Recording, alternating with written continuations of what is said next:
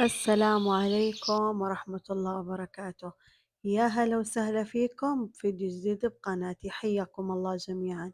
أتمنى أنكم تكونوا بأفضل صحة وأحسن حال وأنتوا تشوفوا هذا الفيديو يا رب. مرة وحشتوني يا بنات، وأدري إني مطولة ومقصرة في حق اليوتيوب، ومقصرة معاكم بالفيديوهات، لكن والله العظيم ما ردني عنكم وعن اليوتيوب إلا سبحان الله ظروف قوية.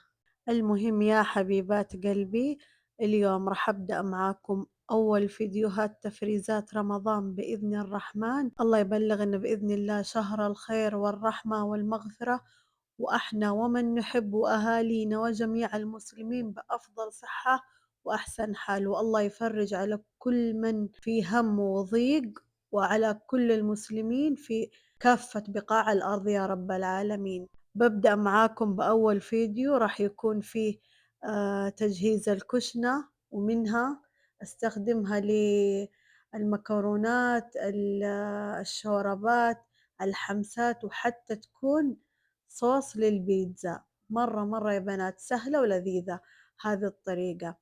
وكمان بشارككم لأول مرة في حياتي راح أسويها وشاركتكم الطريقة، تفريز قواعد البيتزا، وراح أقول لكم رأيي فيها بكل صدق وصراحة بإذن الله. وآخر جزئية راح أشارككم وصفة مرة لذيذة وسهلة للكريم كراميل، تعتمدونها بإذن الله رمضان. ويلا بسم الله نبدأ فيديو اليوم. في البداية بجهز معاكم كشنة الطماط، واحتجت إلى 7 كيلو طماط، غسلتها مرة كويس وقطعتها ل4 قطع، كلها الطماط اللي عندي. وعلى ال7 الكيلو الطماط حطيت 6 بصلات كبيرة أو 10 حبات بصل صغيرة، أنا حطيت 10 حبات لأن حجم البصل كان عندي صغير. وفلفل أخضر بارد تقريبا 4 حبات كبيرة أو 5 حبات وسط، كلها تنفرم في محضرة الطعام فرم ناعم. بعدها في أكبر قدر عندي حطيت كوب كامل زيت نباتي أو زيت زيتون. بعدها أحط البصل وأحمس مرة كويس لحد ما أشوف البصل ذبل وصار شوي ذهبي أو تحمر، حسب رغبتكم. إذا تحبونه مرة متحمر حمروه بزيادة، إذا تحبونه ذهبي فاتح مثل ما سويت، درجة التحمير البصل براحتكم. بعدها حطيت الفلفل البارد وتقريبا حمسته من 5 إلى 6 دقايق. بعدها على طول نزلت 4 كراتين معجون طماط، وحمستها قبل الطماطم عشان معجون الطماطم تنشال منها نكهة التعليب أو نكهة المواد الحافظة وتكون ألذ، إذا تحمست قبل الطماط تكون ألذ. بعد ما حمست معجون الطماط مرة كويس وحسيت إنه خلاص الزيت انفصل عن الكشنة عندي، على طول أنزل الطماطم المعصورة كلها. ما شاء الله تبارك الله عندي 7 كيلو وكان حجم الطماط مرة كبير، فحطيتها كلها تقريبا إلا 4 حبات. تركت معجون الطماط يتسبك مرة كويس، بعدها على طول نزلت الطماط المعصورة. بعد ما نزلت الطماط المعصورة حطيت 3 ملاعق كبيرة ملح وملعقة كبيرة سكر عشان توازن لي طعم الطماط وما يكون عندي شوي مرر أو مزز. حطيت ملعقة كبيرة خل عشان تحفظ لي الطماط أو الكشنة ولونها ما يتغير. وأيضا أضفت ملعقة كبيرة فلفل أسود، فقط هذه البهارات أو التوابل اللي أضفتها. بعدها أخلطهم مرة كويس لحد ما تمتزج كل المكونات مع بعض، وأغطيها على نار متوسطة لمدة ساعة ونص. أنا عندي 7 كيلو طماط تركتها ساعة ونص، إذا كانت 5 أو 4 كيلو ممكن تاخذ ساعة كاملة. وما حطيت لها موية يا بنات، اكتفيت بالموية اللي طلعت أثناء خلط الطماط. وكل 5 أو 10 دقايق قلبوها، افتحوا الغطا وقلبوها عشان ما تحترق الطماط اللي أسفل القدر وتتسبك كل الطماط مضبوط. ما شاء الله هنا تقريبا بعد ساعة وكنت كل شوي أقلبها عشان ما يحترق اللي أسفل ويستوون استواء واحد. وأبدا يا بنات لا تفوتكم الكشنة أو تفريز الكشنة، والله يا بنات إنها نعمة ما شاء الله تبارك الرحمن. ترى أنا صايرة حتى من غير رمضان أفرزنها لأولادي، لإن مثلًا لو يطلبون في أوقات أكون مشغولة أو مثلًا في الليل آخر الليل مكرونة، بيتزا، على طول أطلّع الكشنة وأسوي الأكلة اللي أبغاها وبسرعة.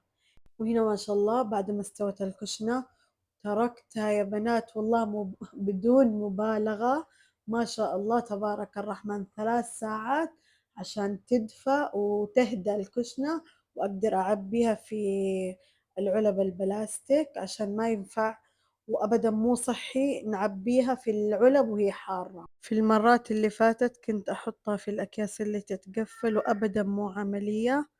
الأفضل يا بنات في الأطباق البلاستيك اللي مثل هذه، لإنها تكون يعني هي فيها صوص أو موية، فلما أحطها في الثلاجة توسخ لي الأماكن وتتعبى ريحة. فأفضل شي بعد ما تتركون الكشنة تبرد تمامًا تعبونها في هذه الأطباق البلاستيكية، مرة يا بنات منظمة وأبدًا ما تحوس الفريزر من ناحية الريحة. بعدها هنا فرزنت معاكم قواعد البيتزا والأول مرة، وللأمانة مرة حبيت الحركة وجدًا حبيت فكرة إني أفرزن العجينة أو قواعد البيتزا، ولا زلت مو من مُحبّين إني أفرزن العجينة لإنها تاخذ وقت لمّا أطلعها من الفريزر، ولكن فكرة إني أفرزن قواعد البيتزا وهي شبه مستوية مرة حلوة يا بنات وعجبتني لإني جربتها بعد يومين في الفريزر، وجدًا لذيذة وفريش كأني وقتها خبزتها ما شاء الله.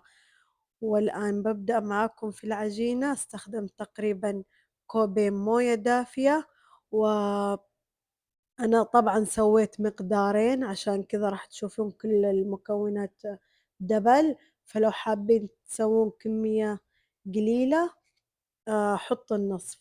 حطيت 6 ملاعق حليب بودرة، وربع كوب زيت زيتون، وملعقة كبيرة ملح، وملعقتين كبيرة سكر، وملعقتين كبيرة خميرة فورية. والطحين في البداية حطيت كوبين طحين أبيض وخلطتهم مع المكونات مرة كويس، بعدها أضفت 3 أكواب طحين زيادة صارت 5 أكواب، وآخر شي أضفت الكوب السادس من الطحين، وأثناء العجن الكوب السادس أضيفه كل شوية وأعجن لحد ما وصلت للقوام المطلوب والمضبوط. تقريبًا أخذت مني 6 أكواب طحين، يعني لكل كوب موية أخذت 3 أكواب، ولكن انتم الكوب السادس لا تضيفونه في البداية، أضيفوا 5 أكواب فقط، بعدها الكوب السادس بالتدريج. ممكن تحتاجون زيادة على الكوب السادس، وممكن تكتفون بأقل من الكوب السادس حتى. ومرة يا بنات اخدموا العجين كويس واعجنوها مرة مضبوط عشان تعطيكم نتيجة مرة كويسة وترضيكم ومعجنات هشة وقطنية. ضروري العجينة تعجنونها وقت كافي، باليد لا تكون أقل من 10 دقايق، وبالعجانة لا تكون أقل من 8 دقايق. ولمّا تعجنونها بيدكم بالأخص اتركوها بعد ما تعجنونها مرّة مضبوط اتركوها 5 دقايق ترتاح، بعدها ارجعوا اعجنوها عجنة أخيرة عشان تكون مرّة ناعمة، وغطّوها تقريبًا لمدة ساعة كاملة. أنا أخذت مني ساعة و10 دقايق لإن الكمية كانت عندي شوية كبيرة، فأخذت عندي ساعة كاملة وتركتها زيادة 10 دقايق على الساعة. بعدها شكّلت العجين آآ زي أي بيتزا عادي، فردتها قسّمتها ل4 كرات متساوية وفردتها كل كرة لحالها، شكّلتها بالقطاعة الدائرية. ولازم يا بنات كل قطعة بيتزا وكل قاعدة بيتزا تخرّمونها بالشوكة كلها عشان ما تنتفش بزيادة، تخرّمونها كل العجينة، تدخّلونها للفرن من أسفل فقط، الفرن يكون من أسفل فقط على نار عالية جدًا تقريبًا 200 درجة من 8 إلى 10 دقائق فقط، لا تكون أكثر من 10 دقائق عشان ما تتحمّر وتستوي بزيادة، إحنا نبغاها بس تمسك نفسها وتاخذ لون خفيف جدًا، جدًا من أسفل. بعدها تركت كل الصواني على كاونتر المطبخ تقريبًا مدة نصف ساعة كاملة، لحد ما بردت كل القواعد تمامًا، تمامًا، وعبيتها في أكياس محكمة الغلق، وتركتها في الفريزر. ضروري يا بنات تكون متجمدة تمامًا وقت الاستخدام، اتركوها تتجمد مرة كويس، ولما تستخدمونها على طول طلعوها من الفريزر، حطوا عليها صوص البيتزا، الجبنة، الفلفل البارد والزيتون، وعلى طول دخلوها الفرن من أسفل على حرارة 200 لحد ما تاخذ لون، ولو حابين تحمرونها من فوق أيضًا حمروها، وعلى طول طلعوها. أهم شي يا بنات لا تنتظرون القواعد تفك من الثلج وتحطون الصوص، لأ، حطوا الصوص وهي مجمدة ودخلوها الفرن.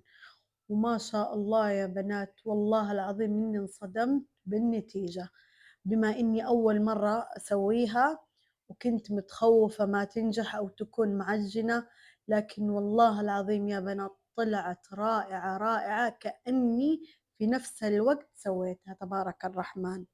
من كل قلبي ومن واحدة مسويتها أول مرة، والله يا بنات سووها وانتم مغمضين، راح مرة تفرق في الوقت بإذن الله في رمضان، خصوصًا للأمهات أو البنات اللي عندهم دوامات ويجون متأخر، مرة راح تفك أزمة من جد. ما شاء الله الكمية كانت جدًا كبيرة، وأنا اليوم الثاني استخدمت كيس كامل، وراح تشوفونها بإذن الله في نهاية الفيديو. هنا كان عندي عجينة صغيرونة زادت عندي، فقلت ليش ما أسويها مثل اللي نشوفها في السوبرات، عجينة كبيرة أو دائرة كبيرة، ففردتها على ورق زبدة مع شوي طحين في الأسفل، وخرّمتها أكيد بالشوكة مرة كويس، ضروري يا بنات في تفريز البيتزا والقواعد تخرّمونها مرة مضبوط بالشوكة بهذا الشكل. وبعدها دخّلتها الفرن 10 دقايق على حرارة 200، بس مسكت نفسها وأخذت لون مرة خفيف، طلّعتها وتركتها على كاونتر المطبخ لحد ما بردت تمامًا، غلّفتها بكيس ودخّلتها للثلاجة، وبإذن الله راح أشارككم شكلها النهائي، البيتزا هذي القواعد نهاية الفيديو. وهنا راح أبدأ معاكم بالكريم كراميل اللي مرة متأكدة راح يعجبكم وراح تعتمدونه، مرة سهل، كل المكونات فوق بعض تطبخونها والكراميل تسوونه لحاله وخلاص انتهى. في البداية حطيت كوب كامل من السكر وكرملت السكر على نار متوسطة لحد ما ذاب، ولا تخلون السكر يا بنات ياخذ لون غامق عشان ما يكون مرر، لأن السكر كل ما يغمق كل ما صار طعمه مرر ومو كويس. بعدها في قدر على البارد حطيت 4 أكواب حليب سائل، وممكن تحطون 4 أكواب موية مقابلها 8 ملاعق كبيرة حليب بودرة، حطيت علبة قشطة، ظرفين كريم كراميل، وظرف دريم ويب، و4 حبات جبن مثلثات، ملعقتين سكر أو ممكن 3 ملاعق حليب محلى مكثف، لكن أنا ما كان عندي فحطيت ملعقتين سكر وأبدًا ما فرق في الطعم، حطوا ملعقتين سكر أو 3 ملاعق حليب محلى مكثف، أخلطها مرة كويس وأحطها على النار وأقلب وهي تكون على النار لحد ما تذوب كل حبيبات القشطة والجبنة من الحرارة. هنا وزعت الكراميل في قوالب الكريمة واتركهم لحد ما يبردون تمامًا. بعدها هنا عندي قلبت الكراميل، وهنا شوفوا ما شاء الله غلى غلوة واحدة فقط وقفلت النار وتأكدت إن كل الحبيبات ذابت. عبيتها في القوالب وتركتها أقل شي يا بنات من 4 إلى 6 ساعات ترتاح، وكل ما بردت الكريمة كل ما عطتنا نتيجة أفضل وطعم ألذ. يعني برمضان بإذن الله سووها بعد الفجر ما تاخذ منكم حتى نص ساعة. وقت الفطور أو بعد الفطور طلّعوها تكون باردة ولذيذة وتسرسح، وما شاء الله هنا الشكل كيف مرتب والأهم إنه الشكل الطعم كلها نفس الجودة، شكل وطعم لذيذ جدًا، جدًا. وهنا الكريمة تركتها تقريبًا 8 ساعات، سويتها قبل ما أنام، واليوم الثاني على الظهر آآ قلبت واحدة عشان أصورها لكم وأوريكم بقوامها وطعمها كيف، مرة، مرة لذيذ. ضروري، ضروري يا بنات تعتمدون الكريمة هذي برمضان بإذن الرحمن، وأنا متأكدة إنكم راح تدعوا لي. ما شاء الله شوفوا كيف متماسكة وسهلة أبدًا، ما تحتاج كل المكونات فوق بعض واخلطوها على النار لحد ما تذوب. ما شاء الله قوامها متماسك.